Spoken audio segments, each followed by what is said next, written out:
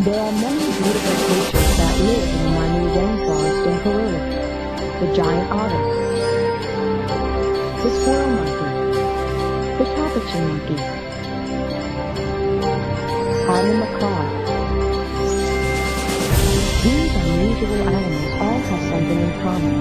They are in danger of extinction.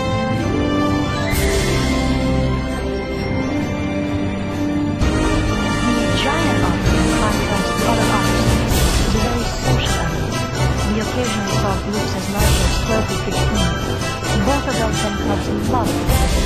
Cubs play almost constantly, feigning mock battles, commonly and chasing each other. Their favorite game is hide and seek. They can be very funny and very sweet.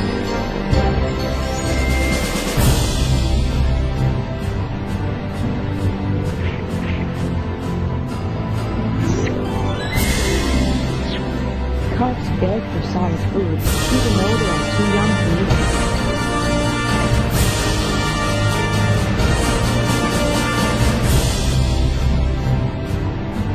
It will be 2 years before these twin cubs are old enough to leave the safety of the group and begin families of their own.